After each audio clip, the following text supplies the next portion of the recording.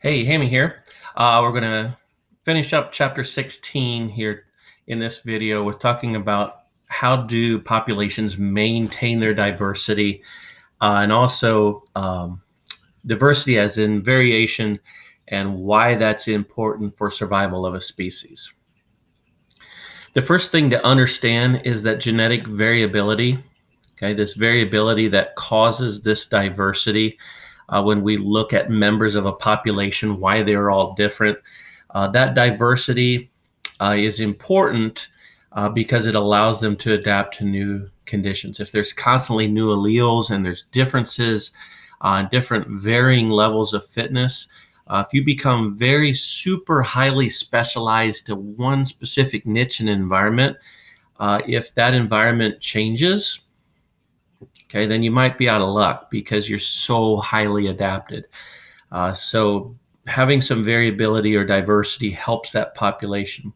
The maintenance of variability is advantageous to the population, again, in case of environmental changes, either at the local level or at the global scale as well.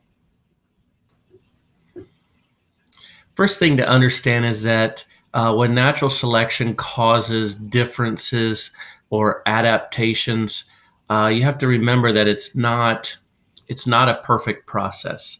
It depends what's in the history or in the past of that organism. Okay?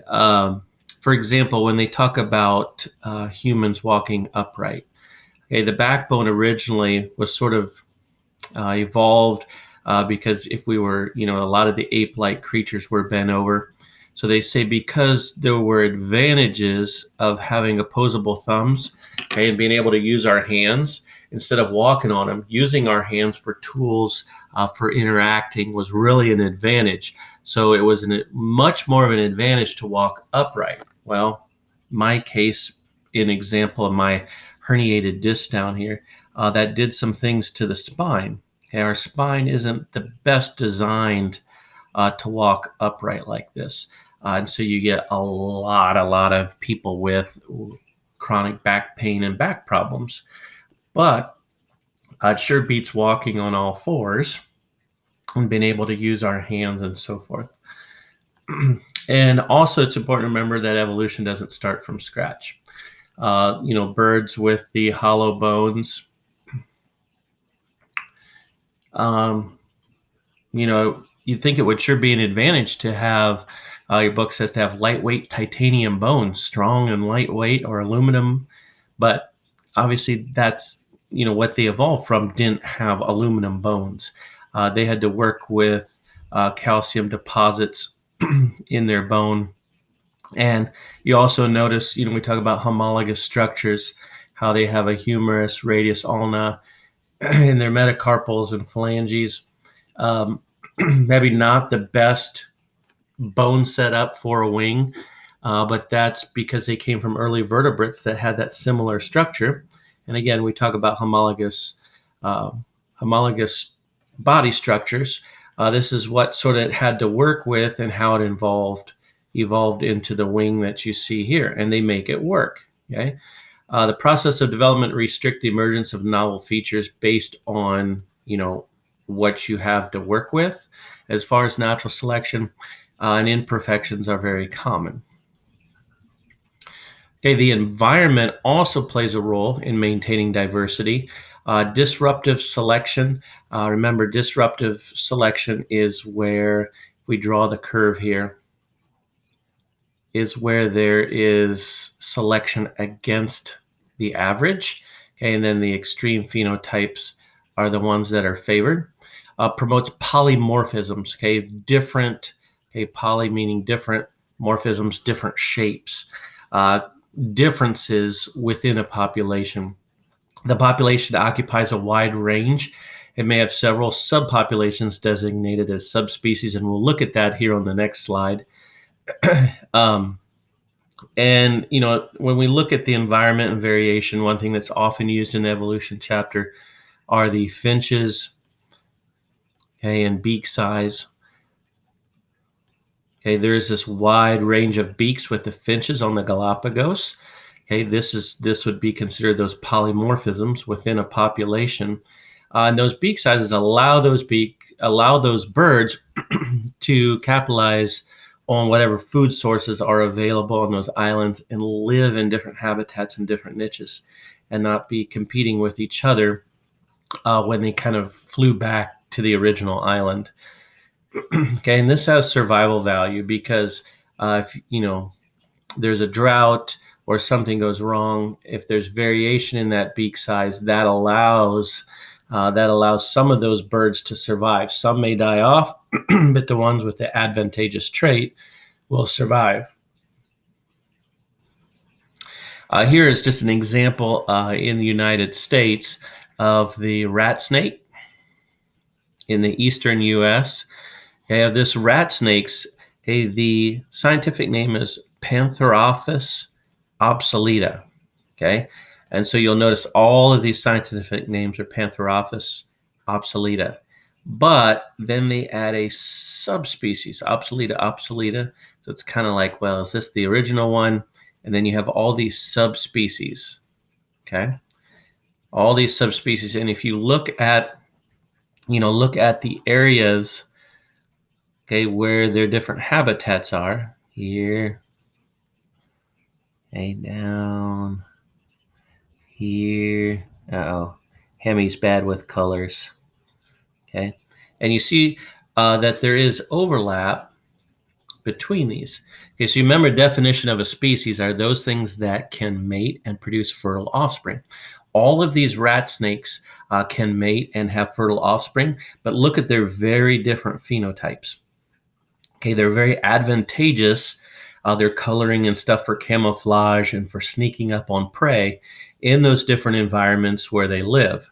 Okay, but there is some overlap in their habitats, and so they will crossbreed, and that keeps the gene pools close enough the same that they are all considered one species. Okay, but you get this great diversity within that species. Now that's an advantageous if something drastic were to happen here in the U.S., or we as people clear out all the forests, or Florida gets put underwater with rising sea levels. You would see that this interplay of different phenotypes would help them survive, and having these different traits and different colorations would help ones that are best survived to that new change in environment, would help them to survive. Another reason for maintaining diversity is this idea of, why are these recessive alleles, especially if the recessive allele like sickle cell disease is bad for a person, why does it stay around? Okay, sometimes we call that the heterozygote advantage. Okay, heterozygote advantage. Why? If we look at sickle cell trait versus malaria, and we put those maps in the United States, most people, the largest population that deals with sickle cell disease are of African descent.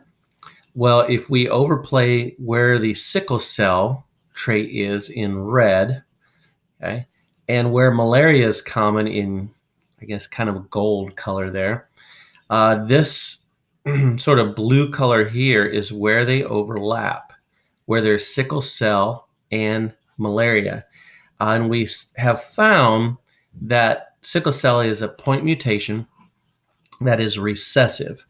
And if you are big A, or you can be big A, this would be the sickle cell trait, or little a. If you have big A, you have no protection against malaria. Malaria will get you, and you'll pass away from malaria, or high incidence of that. If you're little a, that's sickle cell trait, sickle cell disease, and you'll cause complications, and you'll die from that. If you are a heterozygote, they found, because malaria is a protozoan carried by mosquitoes that infects your blood. And when that infection happens in the blood, if you have a sickle cell, they'll start to sickle up a little bit under those conditions, and the malaria bug the malaria protozoa cannot survive very well and helps our body fight off the infection. So there's an advantage to being a heterozygote. So that has perpetuated down through history this recessive disease trait because it helps some people survive. There's some hypothesis or theories that cystic fibrosis, which is very common in people of European descent, may have helped. It's because it's a buildup of mucus and stuff in the lungs, may have helped some people, like maybe the carriers of the trait, may have helped them survive the Black Plague and stuff that went through Europe. But again, that's just a hypothesis. We don't have a lot of proof to back that up. And so, again, diversity. Why keep this diversity of alleles and mutations around, even if they're bad? Because sometimes in certain environments, it's an advantage.